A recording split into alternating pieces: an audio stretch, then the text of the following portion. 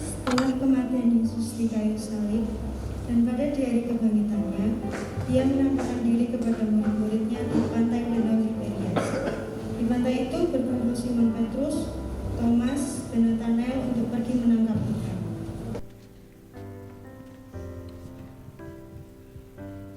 Tuhan Yesus sudah mati. Ya, kita mulai memancing lagi lah. Ayo. Ayo Thomas, ikut aku Nathanael. Ayo. Hati-hati, lautnya agak dalam.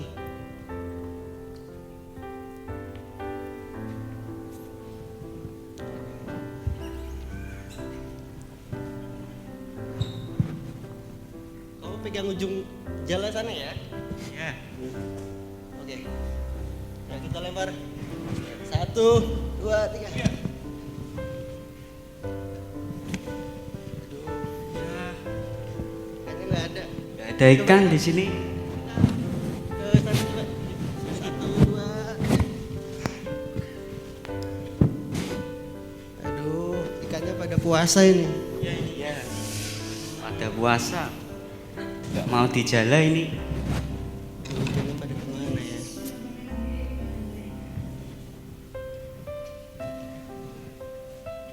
Coba sekali lagi sana.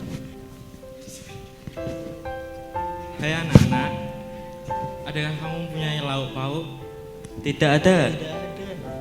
Maka dari itu tebarkanlah jalamu itu di kanan perahu, maka kamu akan memperolehnya.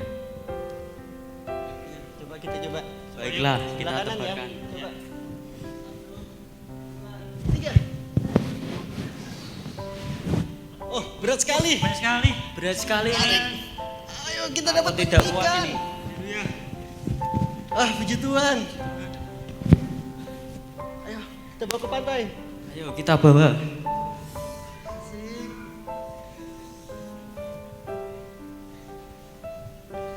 Puji Tuhan. Dari tadi kita nggak dapat ikan ya, Bun. Iya ini. Tapi ngomong-ngomong, Sekali. orang itu siapa ya?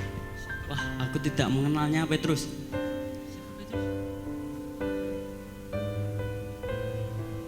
Jangan-jangan itu Tuh. Tuhan Yesus. Yesus. Tuhan. Terima kasih Tuhan. Tuhan Yesus.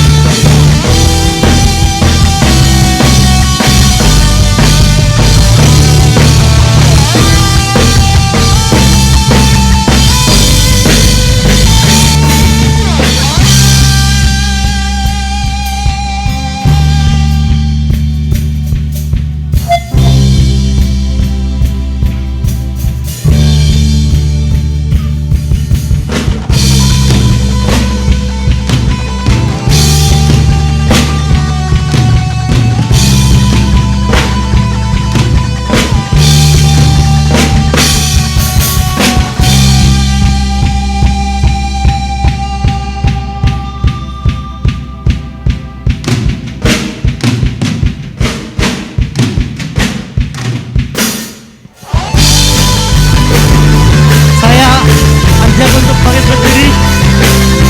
Yang percaya Tuhan telah bangkit menebus dosa kita, katakan haleluya. Maha mulia, namun kau memilihku. Salibmu maha sempurna, tebus dan layakkanku. Karena kau ku bebas merdeka, pulih masa depanku. Pakaian segenap hidupku untuk kemuliaan-Mu. Bangkit dan bersinar bagi-Mu, masyurlah kebesaran-Mu. Bersorakkan di nama-Mu, hanya Kau Yesus. Bangkit dan bersinar bagi-Mu, masyurlah kebesaran-Mu. Bersorakkan di nama-Mu, hanya Kau Yesus Tuhan. Semuanya kasih tepuk tangan ke Tuhan Yesus.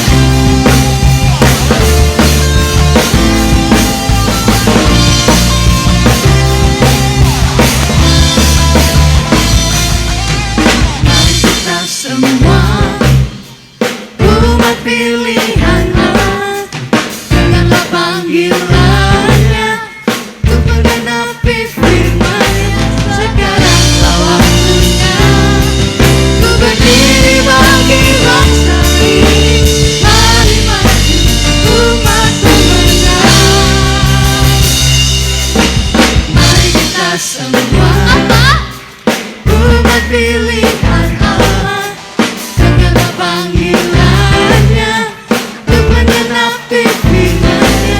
Sekaranglah waktunya ku berdiri bagi bangsa ini. Marilah umat pemenang,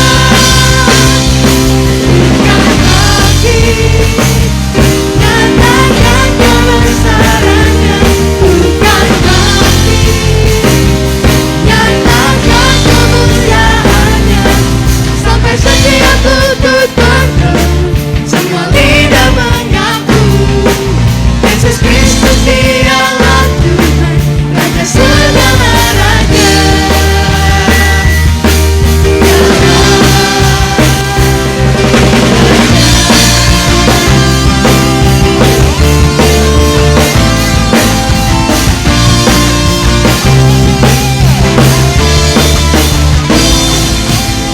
Mari kita semua umat pilihan Allah, dengarlah panggilannya untuk mengenapi firman-Nya. Sekaranglah waktunya ku berdiri bagi bangsa ini.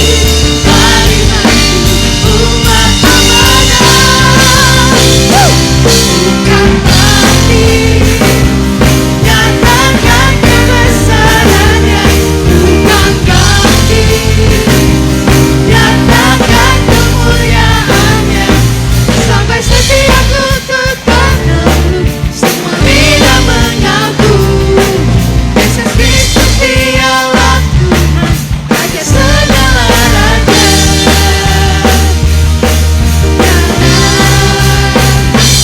Bukan bangkit, nyatakan kebesarannya, bukan bangkit, nyatakan kemuliaannya, sampai setiap lutut bertelut, semua lidah mengaku Yesus Kristus dialah Tuhan, Raja segala raja.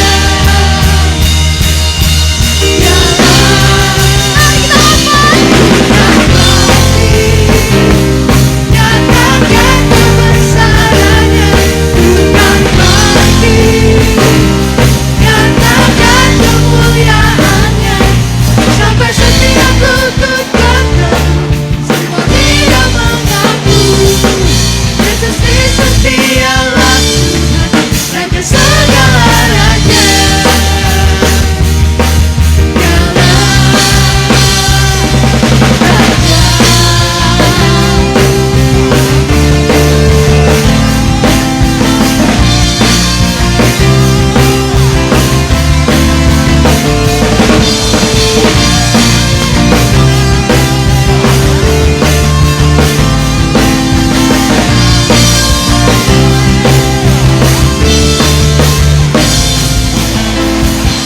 Haleluya. Sebab Yesus telah bangkit, Dia telah menang atas maut. Amin. Amin. Woo! Haleluya.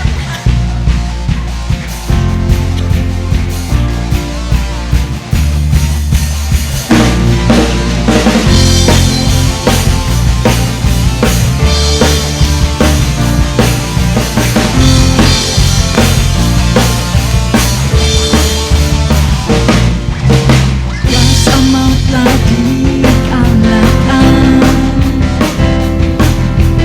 oleh darah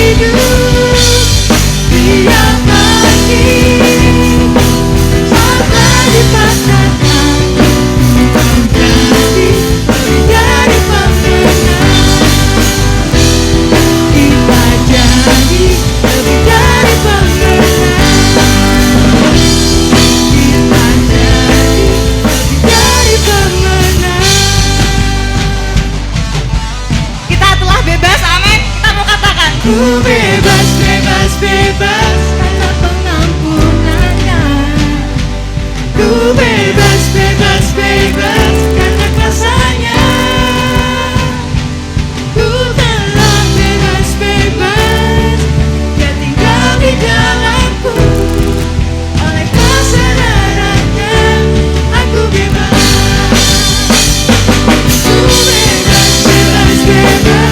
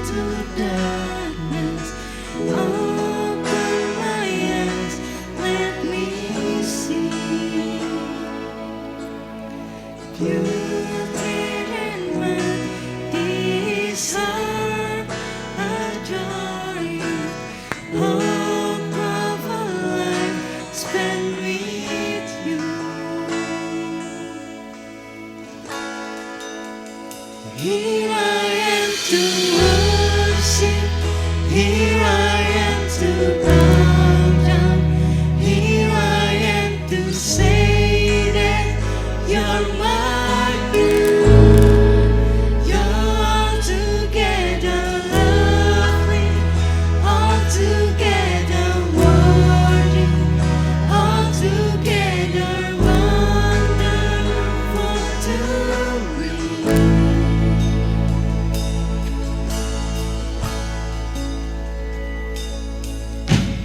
Kings of all days, all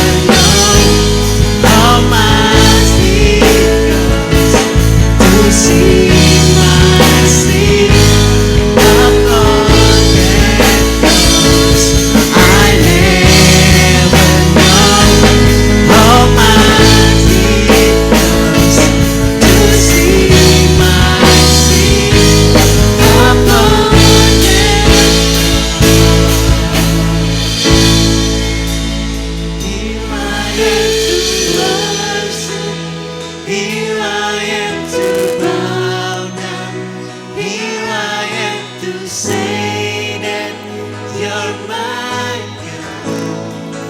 You're altogether lovely, altogether worthy, altogether wonderful to me. Here I am to worship.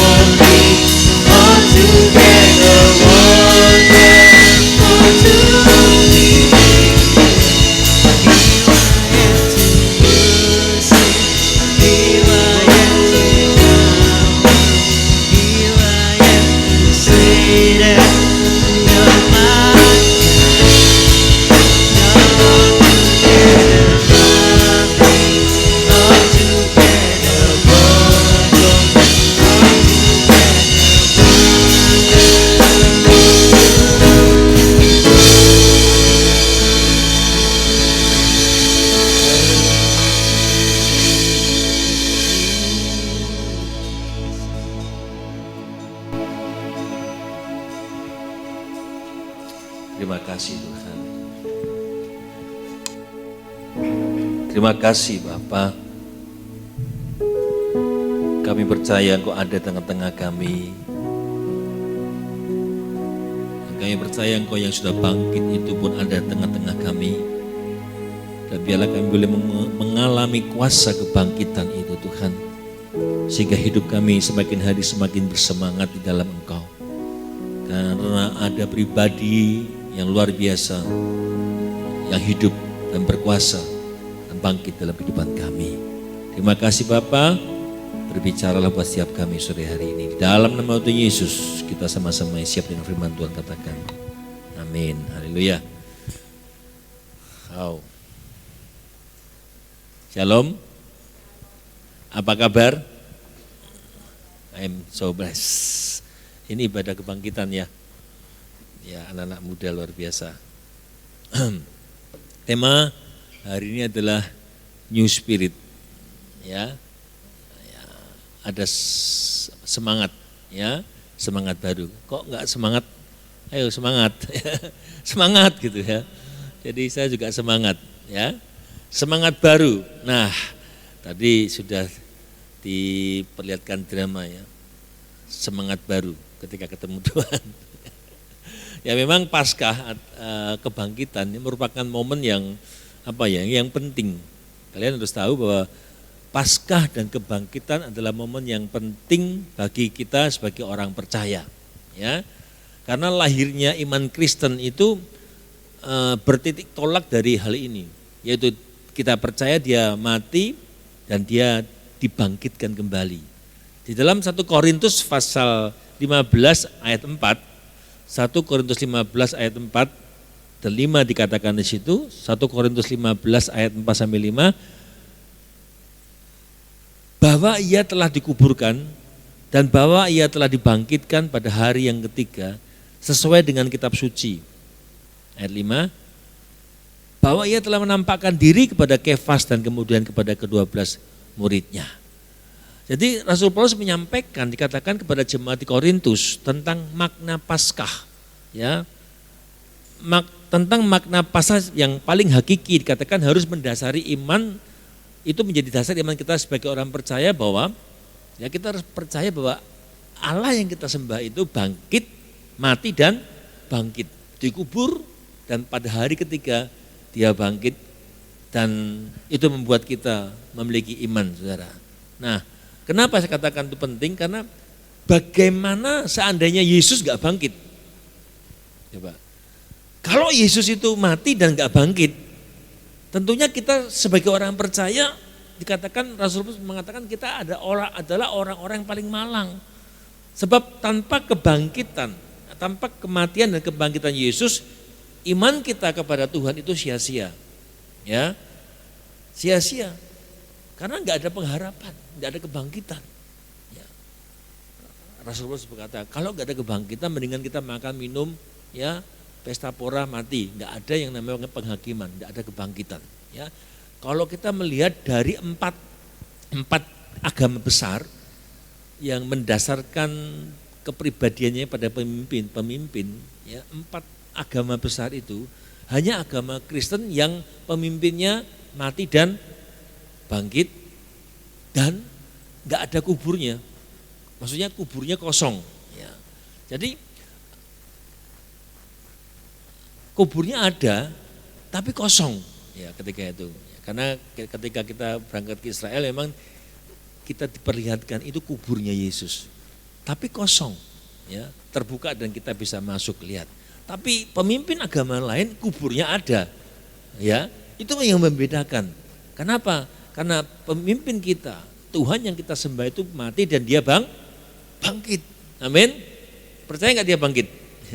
Karena di muka saya katakan tadi, tanpa kebangkitan iman Kristen nggak mungkin muncul.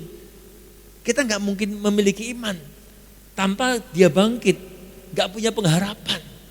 Karena iman adalah bukti atau dasar dari sesuatu yang kita harapkan. Kalau kita ini tidak mengharapkan sesuatu, tidak ada kebangkitan yang kita harapkan, nah iman kita percuma, nggak ada iman lagi kita.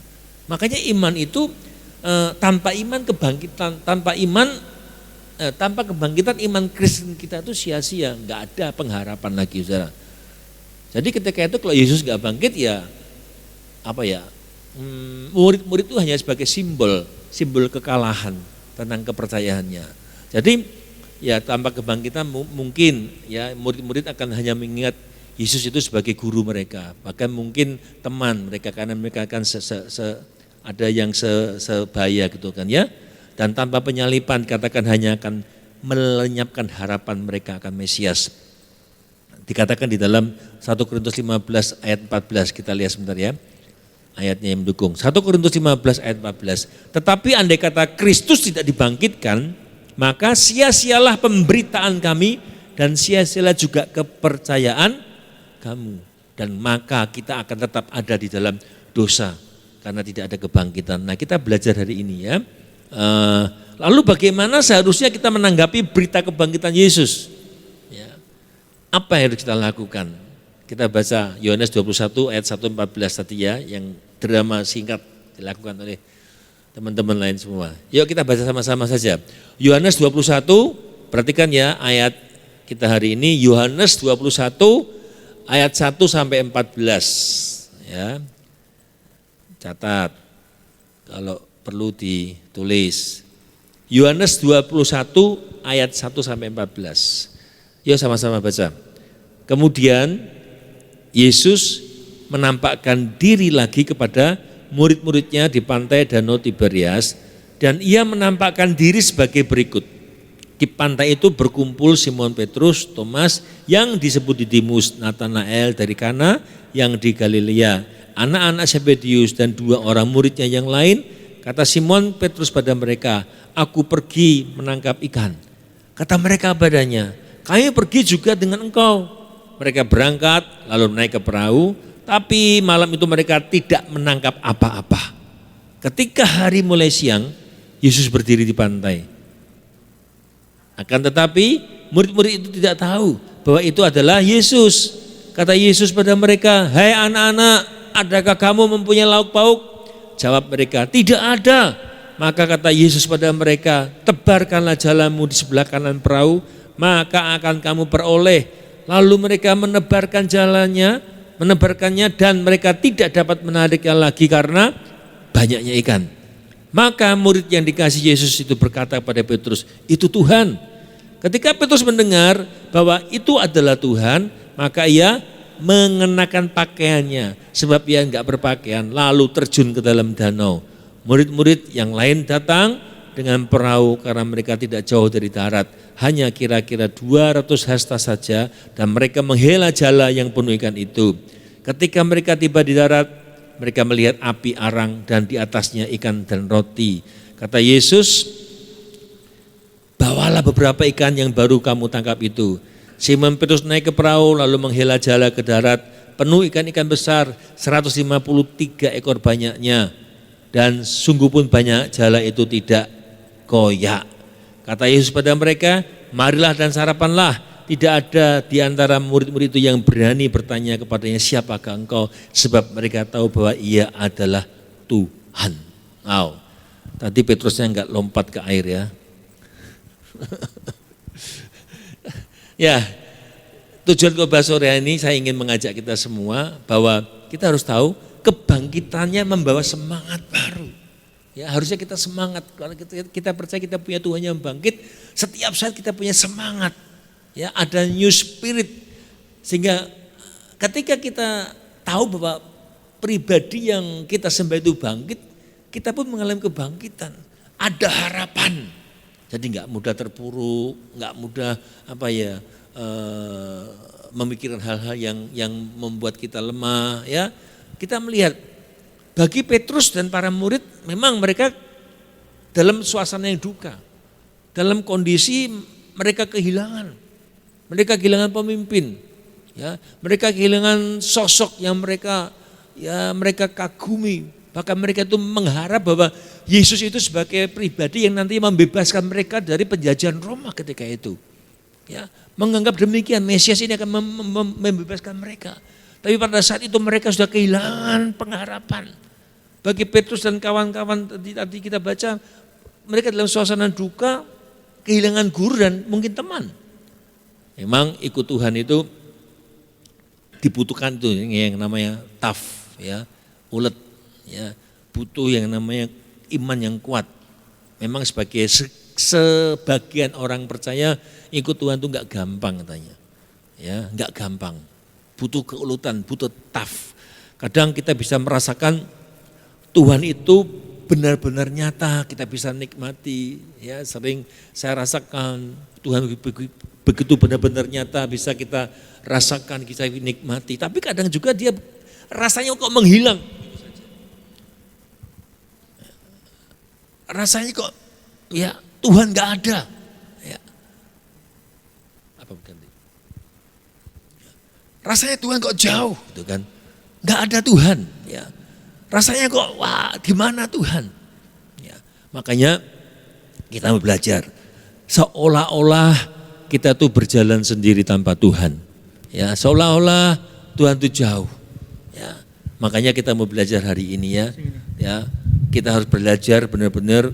Kadang-kadang saya katakan tadi Tuhan itu membiarkan kita seperti kita itu dibiarkan hidup tanpa arah, dilepaskan gitu. Seperti yang dialami oleh Petrus, mungkin mereka kehilangan arah, nggak tahu harus gimana lagi, ya. Tadi dikatakan, balik mana jadi nelayan gitu kan. Jadi sama halnya seperti yang dialami Petrus dalam Yohanes tadi, pasal 21 ayat 1-14. Setelah kematian Yesus, para murid tercerai-berai. Ya, ada yang pergi entah kemana, ya, ada yang tidak berani dekat. Mereka memisahkan diri karena ketakutan, karena pemimpinnya ditangkap, bahkan dibunuh, bahkan digantung di kayu salib sampai mati. Ya, kematian Yesus itu membuat mereka tercerai-berai. Bahkan mereka tidak tahu apa yang harus mereka lakukan di masa-masa itu. Ya, mereka pergi, mereka enggak ada persekutuan. Nah, sebagai mantan nelayan akhirnya apa? Petrus pun memutuskan untuk kembali menjadi profesi yang lama. Nah ini, kembali menjadi penjala ikan. Petrus memutuskan untuk menjala ikan. Dikatakan tadi, aku akan menjala ikan. Dia lupa dulu siapa? Dia dulu penjala manusia, ditangkap Yesus itu sebagai penjala manusia. Dia lupa. Nah, ketika dia hilang arah, dia kembali ke habitatnya. Aku mau menjala ikan lagi, dia berkata kepada teman-temannya. Dan akhirnya teman yang lain juga yang tanpa pengharapan mereka ikut. Seperti tadi katakan Thomas, Nathanael, Yakobus, Yohanes dan 2 orang lainnya. Tapi kita melihat semalam suntuk mereka hanya menunggu saja dan tidak mendapatkan seekor ikan pun. Ya, tapi yang luar biasa. Ya, Yesus gak membiarkan anak-anaknya yang kehilangan spirit, yang kehilangan semangat karena kematiannya. Maka ketika dia bangkit, dia memberi semangat yang baru. Amin. Ada spirit baru. Kalian semua juga harus punya semangat yang baru, ya. Kenapa? Saat mana Tuhan datang, dia enggak membiarkan murid-muridnya. Saat mana dia hadir memberikan semangat? Ketika ada persekutuan. Ingat, poin pertama ini, ketika ada persekutuan. Kapan dia hadir? Ketika ada persekutuan, ketika mereka berkumpul. Seperti saat ini. Ya. Kalian berkumpul ini Tuhan hadir enggak? Amin. 2-3 orang berkumpul, dia hadir. Ketika kita bersekutu, dia hadir. Halo? Dia tahu enggak ketika kalian hadir ini, apa yang kalian lakukan? Dia tahu apa yang kalian pikirkan loh. Kalian hadir dengan kerinduan mau ketemu Tuhan, atau hadir yang hanya ingin ya cuma datang hari Sabtu. Tuhan tahu apa yang dalam pikiran kalian, yang di hatimu juga Tuhan tahu, ngerti. Dia ketika engkau duduk di situ, Tuhan tahu, Tuhan tahu pikiranmu, Tuhan tahu kemauanmu, gitu loh. Jadi semakin kau rindu, engkau datang ibadah, engkau rindu apa, Tuhan hadir. Dia menjawab kerinduan kalian. Jadi kalau kau hadir dalam ibadah, ya, ayo belajar apa ya Tuhan mau ngomong apa ya, ya, enggak usah banyak ngomong kanan kiri, ya, kita dengar Tuhan mau ngomong apa, ya, supaya apa? Ketika firman disampaikan kalian dapat berkat. Makanya dikatakan Tuhan tuh hadir saat mana mereka berkumpul di dalam ayat 1 tadi, ayat 1 ya. Kemudian Yesus menampakkan diri lagi kepada murid-muridnya di pantai Danau Tiberias, dan ia menampakkan diri sebagai berikut. Di pantai itu berkumpul, berarti ada persekutuan. Mereka bersekutu, mereka berkumpul. Simon Petrus, Thomas yang disebut Didimus, Nathanael dari Kana dari Galilea, anak Zebedius dan 2 orang murid-murid lainnya. Mereka berkumpul, ini anak-anak Tuhan yang kehilangan arah. Ya, mereka murid-murid Yesus yang kehilangan arah. Mereka berkumpul enggak ngerti arah. Tapi saya percaya kalian berkumpul pasti punya arah tujuan. Amin. Ya, enggak cuma kumpul ibadah, enggak punya tujuan. Ya, membangun iman, membangun kekuatan. Tuhan itu punya kendali penuh atas kita sebagai anak-anaknya. Dia mengendalikan kita. Petrus dan kawan-kawan adalah anak-anaknya yang sedang galau. Dia bingung. Dia lupa sebenarnya siapa dia. Petrus dan kawan-kawan sejenak lupa diri siapa dia. Mereka adalah murid Yesus. Ya, kadang di saat-saat mengalami masalah, justru banyak orang yang lupa Tuhan. Ini loh. Ya. Seharusnya ketika dihadapkan dengan masalah harus ingat Tuhan. Tapi kita melihat ini, ketika Petrus dan kawan-kawan mereka kehilangan arah, karena Yesus mati di kayu salib. Mereka lupa siapa jadi diri mereka. Tapi percaya Tuhan tidak pernah lupa atas anak-anaknya. Amin. Walaupun kalian dan saya mungkin sering kali lupa. Apalagi sudah diberkati, enak, tidak ada masalah, tidak ada yang membuat kita itu, tidak ada pergumulan. Ya, semua ada, mau ini ada, mau apa ada, enggak perlu bergumul. Saya dulu waktu kecil, saya ingat ada masa-masa di mana papi itu dalam kondisi yang minus, masih kurang, enggak pekerjaannya ketika itu kontraktor agak meleret, ya, kami merasakan betapa kalau punya apa-apa enggak bisa langsung, harus doa dulu, ya. Kalian yang minta apa ada, langsung ada, bersyukur. Tapi kalau coba belajar, ya, kalau enggak punya harus berdoa dulu, ya kan. Nah ini mereka gitu, seringkali kita lupa Tuhan, ya, tapi Tuhan enggak pernah melupakan kita, amin. Walau kita sering lupa akan Tuhan, acap kali kalau was seneng aja lupa Tuhan, ya, susah baru ingat Tuhan, enggak ya, selalu ingat Tuhan, amin. Ya, kita lihat Petrus dan rekan-rekannya adalah nelayan yang handal sebenarnya. Mereka tuh sebelum bersama Yesus 3,5 tahun, mereka adalah nelayan, ya, yang handal, nelayan luar biasa. Mereka sudah cakap, mereka sudah pintar menangkap ikan dan bisa melakukan yang terbaik.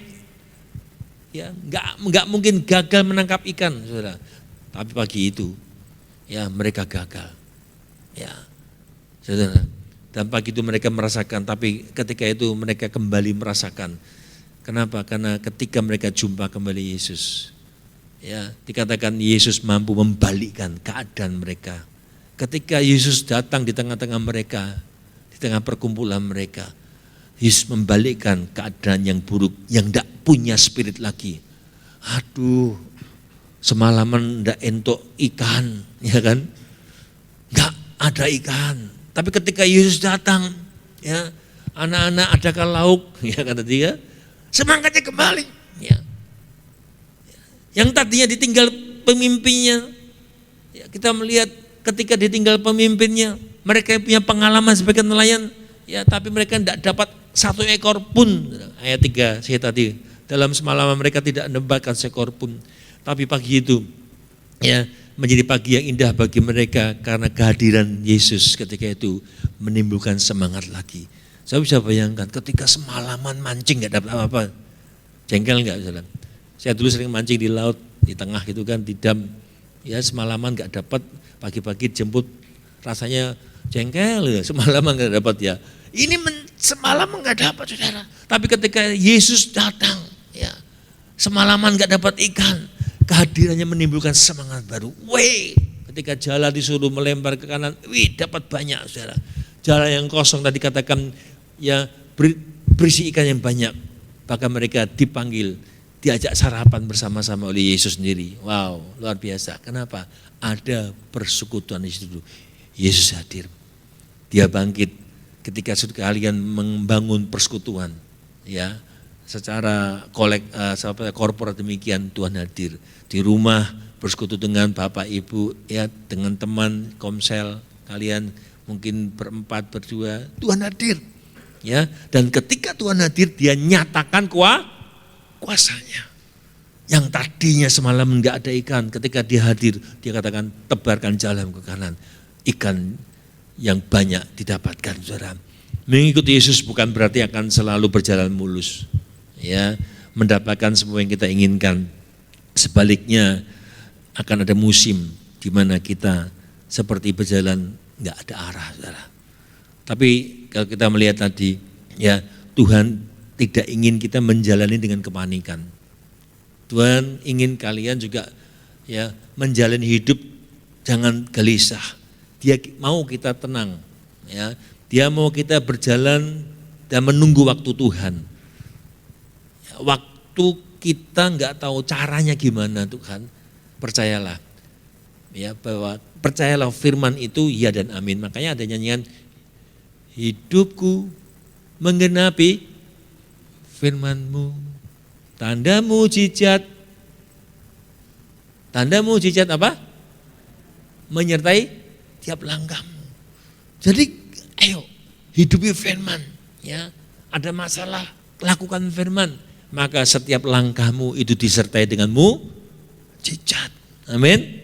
Ya, makanya perhatikan, jika ingin Dia tuh hadir dan hidupkan kalian, membawa semangat yang baru, spirit yang baru, ayo sering-seringlah ya berkumpul. Jangan tinggalkan persekutuan, bangun persekutuan.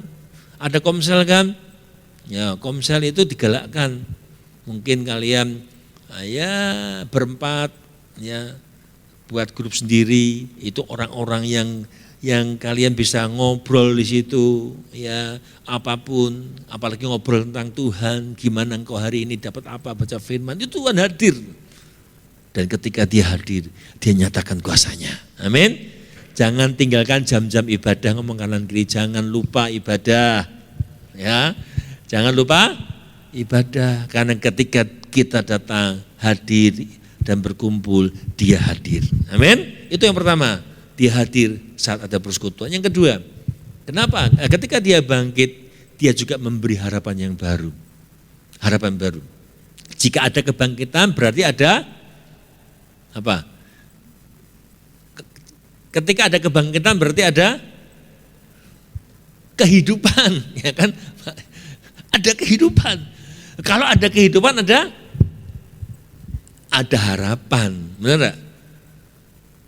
Kalau mati ada harapan enggak? Enggak ada. Kehidupan masih ada, kehidupan ada harapan. Kemarin kita punya ikan, ya dikasih orang, saya melihat, aduh, kok megap-megap itu. Wah, megap-megap itu berarti masih ada harapan. Wah, ini harusnya saya kasih apa namanya, itu gelembung-gelembung itu kan. Wah, tapi enggak ada. Akhirnya enggak ada pertolongan. Tapi ketika masih megap-megap pasti ada harapan. Setelah mati ada harapan enggak? Ikannya mati digoreng. Ya kan? Ya, makanya saudara, kalau ada kehidupan otomatis ada harapan. Yesus itu bangkit. Amin. Percaya. Iman kalian harus sampai di situ. Kita harus percaya Yesus itu mati. Dia datang ke dunia ini, dia lahir ke dunia ini, dia mati dan hari ketiga bangkit. Dan ada harapan. Sebagai orang percaya itu, wow, ada harapan luar biasa. Orang yang benar-benar mengalami kebangkitan Kristus dalam hidupnya, dia akan menjalani hidup bergairah, penuh harapan, enggak jarang mengeluh, ya kan? Apalagi optimis, ya, untuk menggapai panggilannya. Hidup kalian itu merupakan anugerah yang besar, loh. Anugerah terbesar, enggak ada bandingannya. Kenapa? Karena hidup kita ini dibayar mahal dengan darahnya di kayu salib. Kalian hidupnya itu mahal loh, dibayar dengan darah tertumpah di kayu salib oleh kematiannya. Sudah lunas dibayar. Amin. Ketika kita dibayar lunas berarti kita milik siapa? Milik siapa? Milik yang bayar. Amin. Kita milik Tuhan. Ngomong kamu tuh milik Tuhan loh. Ya, karena kamu tuh milik Tuhan. Makanya jangan takut, kita milik Tuhan, di dalam Tuhan ada harapan. Kebangkitannya memberi harapan baru. Gimana caranya? Ini, bagaimana caranya kita bisa merasakan, menikmati harapan itu? Caranya kita lihat di dalam Mazmur 37. Kita baca Mazmur 37 ya, ayat 5. Yuk baca sama-sama. Kebangkitan Kristus memberikan harapan baru, gimana caranya? Yuk 2-3. Kejadian 35 ayat 7, ketemu? 2-3 baca. Serahkanlah hidupmu kepada Tuhan dan percayalah kepadanya, ia akan. Ini loh, bagaimana kita bisa menikmati yang namanya harapan dalam Tuhan. Kita harus bisa menyerahkan hidup kita kepada Tuhan dan percaya kepada Tuhan bahwa dia akan bertindak. Kalau kita masih menggunakan kekuatan kita, Tuhan itu nggak bisa nyatakan kuasanya. Kenapa? Karena kita masih berusaha dengan kemampuan kita. Ada masalah apapun dalam hidup kalian, persoalan apapun, ya, bawa dalam doa. Ketika rumah tangga lihat bapak ibu punya masalah, doakan mereka, kita bawa dalam doa. Ya, serahkan pada Tuhan, percaya pada Tuhan, maka dia akan bertindak. Mulai kalian juga harus tahu berdoa buat orang tua juga. Ya, jadi ketika itu kita melihat Petrus lupa berserah. Mereka ngelihat masalah, mereka kehilangan, mereka lupa berserah. Saya yakin mereka lupa menyerahkan diri masalahnya pada Tuhan. Sehingga apa? Mereka kembali ke habitatnya. Kembali ke habitatnya artinya apa? Mereka tidak lagi mengandalkan Tuhan, mereka mengandalkan pengalamannya dulu. Waduh, punya masalah ini, gimana jalan keluarnya? Oh, dulu aku nelayan, ya kan? Aku bisanya nelayan kok. Maka Petrus kembali mengandalkan kemampuannya, kekuatannya sebagai nelayan, kembali menggunakan kekuatannya sendiri. Orang yang mengandalkan kekuatannya saat susah, saat khawatir, saat takut, justru dia menjauhkan dirinya daripada Tuhan. Kenapa? Karena enggak mengandalkan Tuhan. Dia mengandalkan kekuatannya, pikirannya, ya, mengandalkan apa yang dia pernah bisa lakukan. Mereka tidak mengandalkan Tuhan lagi. Ya, mereka meninggalkan Tuhan artinya apa? Menjauhkan dirinya dari Tuhan. Makanya Yeremia 17, perhatikan, kita buka Yeremia 17 ayat 5, ya. Orang yang tidak mengandalkan Tuhan saat susah, takut, khawatir, itu justru akan mereka dalam kondisi menjauhkan hatinya daripada Tuhan. Yeremia 17 ayat 5, Yeremia 17 ayat 5, beginilah firman Tuhan, terkutuklah orang yang mengandalkan manusia, yang mengandalkan kekuatannya sendiri dan yang hatinya menjauh dari Tuhan. Jadi ketika kita punya masalah, kita enggak hanya lalu mengandalkan kemampuan kita kembali kepada pengalaman kita, kembali kepada apa yang pernah kita kerjakan, kembali pada apa yang kita bisa lakukan, kemampuan kita itu sedang mengandalkan diri sendiri dan sedang menjauhkan hati kita dari Tuhan. Enggak ada pengharapan, enggak bisa menikmati harapan yang daripada Tuhan. Makanya firman Tuhan katakan tadi, serahkan hidup kalian dan percaya andalkan Tuhan, karena hanya Dia dan hanya Dia, di dalam Dia ada pengharapan. Amin. Hanya dalam Dia ada pengharapan. Ketika kalian sebagai anak saat ini melihat orang tua, kita melihat mereka susah mungkin, kok kelihatannya enggak ada jalan, kalian bisa berdoa. Ajak mereka berdoa, Tuhan, ada harapan loh Pak, di dalam Tuhan. Wah, amin. Bawa, ajak berdoa. Bukan mereka, kalau mereka lupa ajak berdoa, anak-anak bisa ngajak mereka berdoa. Amin. Kalian menjadi penerobos dalam keluarga. Ya. Jadi berbeda. Nah, itulah Yud Puspawarno. Ya, luar biasa. Jadi pembawa, ya, berkat dalam rumah tangga. Berdoa, ya.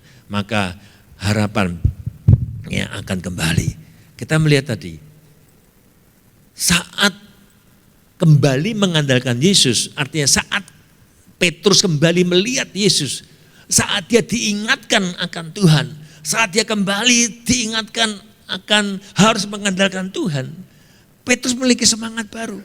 Ketika Petrus melihat Yesus, apa yang dilakukan, saudara? Apa yang dia lakukan? Ketika Yohanes ngomong, itu Yesus, apa yang dilakukan ini? Petrus apa? Lompat dari air. Benar gak saudara? Benar gak kalian lihat tadi? Apa yang dilakukan? Saat Petrus mendengar dari Yohanes bahwa yang memanggil mereka adalah Yesus, maka ada harapan lagi. Dia timbul harapan lagi.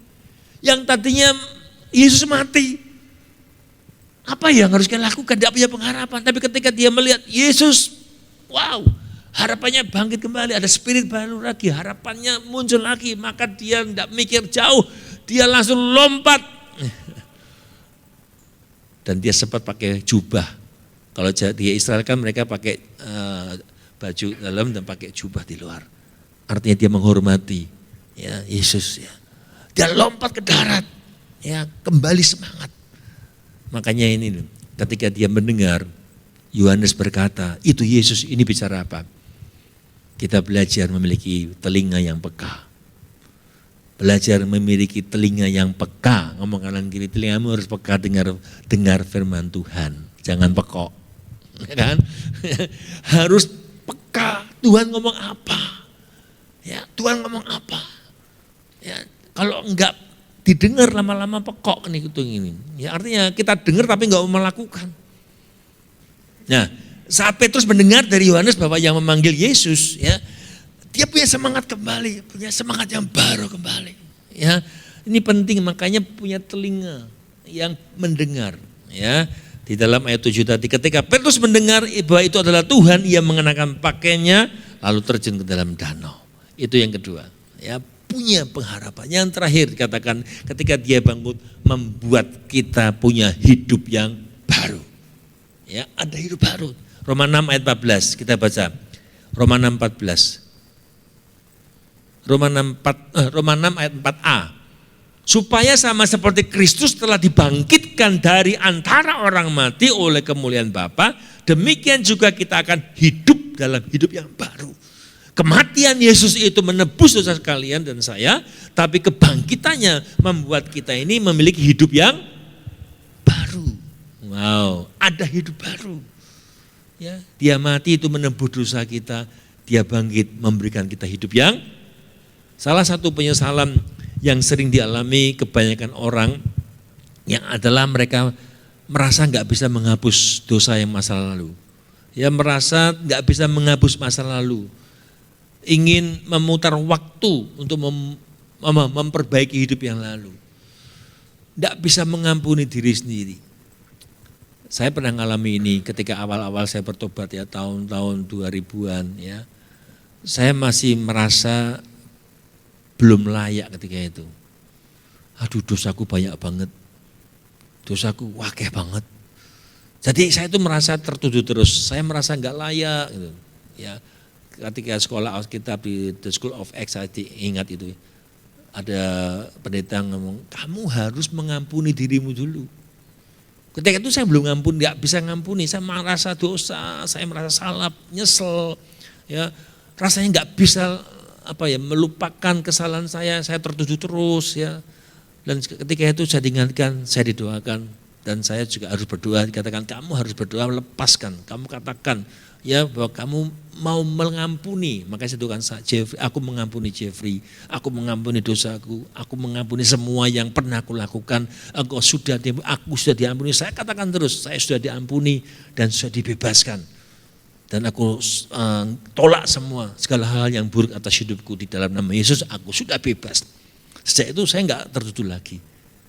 Banyak orang yang merasa seperti ini, ya, enggak merasa enggak bisa menghapus masa lalu.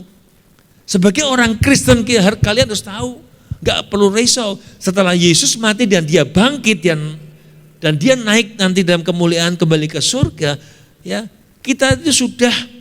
Demikian pula kita itu sudah diampuni dan jangan berbuat dosa lagi tapi ya ketika kita mematikan dosa kita dan bertobat dan menyalibkan daging kita ini sudah dibangkitkan, sudah bangkit dan mengalami hidup yang baru ya, dibaptis menjadi manusia baru. Manusia lama kita dikubur ya, yang udah kemarin SPK ya, manusia lama kita dikubur dan kita dibangkitkan kembali menjadi manusia yang baru, menjadi ciptaan yang baru. Amin. Kalian sudah menjadi ciptaan. Yang sudah dibaptis apa? Sudah semua kan? Nah, yang belum. Nah, sudah semua kan?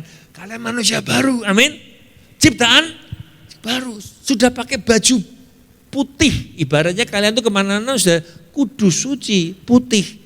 Jaga hidupmu. Jangan kembali ke habitat yang lama, kembali lagi sebagai nelayan lagi seperti Petrus, kembali tetap jaga kekudusan. Orang yang sudah kudus, dia harus bisa menjaga kekudusan dengan baik. Coba kalian kalau pakai baju putih, celana putih, ingat kalau kalian sedang pakai celana putih, naik motor, tiba-tiba mogok motornya, capek ke bengkel, akhirnya ke bengkel, aduh keselepol, pengen duduk tapi nggak ada kursi. Kursinya cuma satu, dingklik, tapi banyak olinya. Duduk enggak? Ayo, kesel loh. Waduh, wes lempoh gitu kan. Mau duduk enggak ada kursi, cuma satu. Ada kursi tapi waduh, oli tok gitu. Duduk enggak? Siapa yang mau duduk? Siapa yang enggak mau duduk? Kalau dia duduk berarti apa dia? Tahu kotor kok duduk. Ya, enggak mungkin ya. Mesti apa? Wah, kesel apa-apalah wong celana saya putih kok, ya kan? Kalau duduk gimana? Edan. Ya kan? Lah wong kotor kok duduk. Bener enggak? Halo? Kalau duduk berarti apa? Edan. Nah seringkali gitu enggak ngerti dosa tapi tetap dilakukan. Itu apa? Edan. Iya kan? Ngerti itu enggak boleh tapi dilakukan. Nanti ngomong kalian ngomong sendiri itu wong edan ya. Ngerti lo dosa lo, ngerti harus, tapi dilakukan. Makanya dia bangkit membuat kita memiliki hidup yang baru. Kita menjaga hidup kita yang baru. 1 Korintus pasal 15 ayat 17, yuk ayat terakhir. 1 Korintus 15 ayat 17. Ya. Dan jika Kristus tidak dibangkitkan, maka sia-sialah kepercayaan kamu dan kamu masih hidup dalam dosamu. Jadi ketika Yesus dibangkitkan, kita diberikan hidup yang baru, ciptaan yang baru. Maka ketika dia bangkit, kita juga ikut dibangkitkan. Kita memiliki hidup yang baru. Masa lalu kita sudah ditiadakan. Amin. Lagunya gitu. Masa lalu gimana? Sudah ditinggalkan. Kita semua punya kesempatan yang baru untuk mengukir kembali kehidupan yang sebaik-baiknya. Saya dulu masih sering kali ya diingatkan masa lalu dan belum bisa mengampuni, tapi ketika saya bisa mengampuni diri kita, saya menjadi ciptaan baru dan saya bisa melakukan hal-hal yang baru. Hidup kalian gak sia-sia lagi, amin. Punya semangat yang baru, memiliki spirit yang baru, amin. Mari kita nyanyikan lagu ini. Saya undang semua pelayan Tuhan musik tampil ke depan. Diwanti-wanti hanya 30 menit katanya. Karya terbesar, yuk karya terbesar.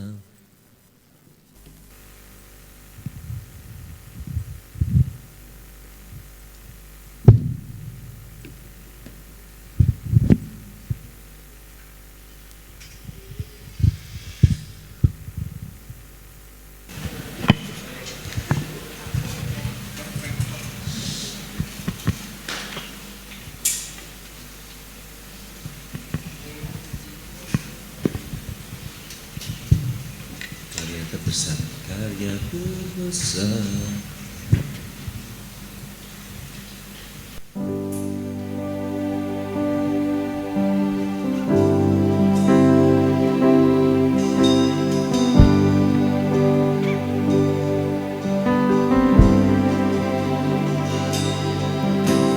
Kasih yang terindah, hati yang mulia,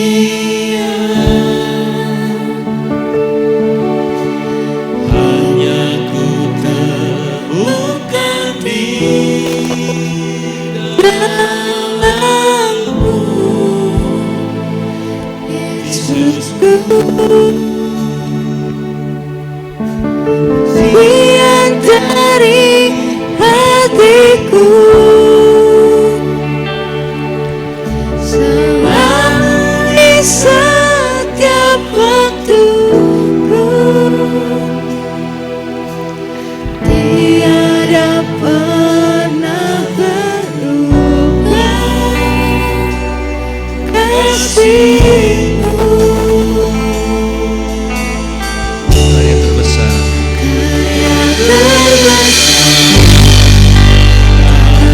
Hidup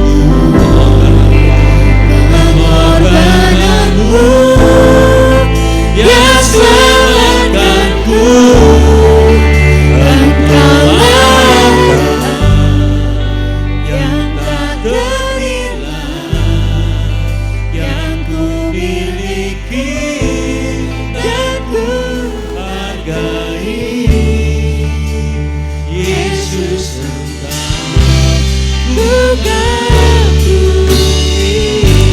Kasih yang terindah.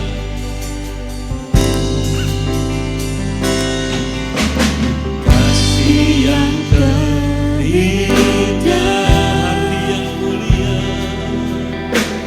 hati yang mulia,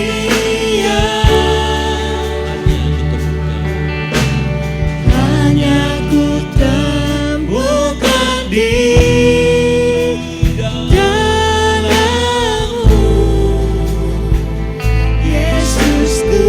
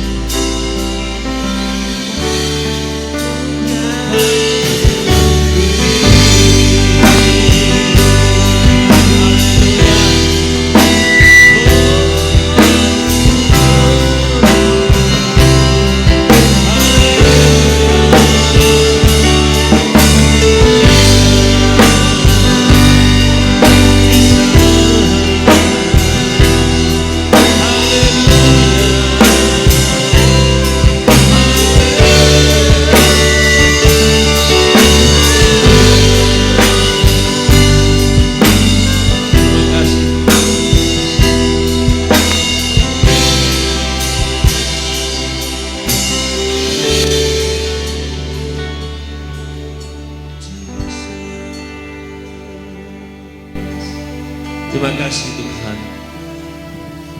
Kami percaya Tuhan, Engkau Allah yang bangkit, itu membangkitkan kami semua. Sehingga kami memiliki spirit yang baru, kami punya harapan yang baru, kami punya semangat yang baru. Ketika kami mau berkumpul, ketika kami mau Tuhan tidak meninggalkan ibadah kami adalah persekutuan dengan Engkau. Karena ketika kami bersekutu, Engkau hadir di situ.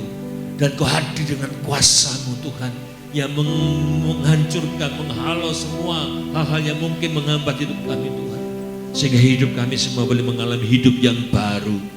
Hidup yang lama sudah kami kuburkan. Hidup yang lama kami tinggalkan. Kami semua ikut dibangkitkan bersama dengan kebangkitan-Mu Bapa. Kebangkitan-Mu Yesus. Terima kasih Tuhan.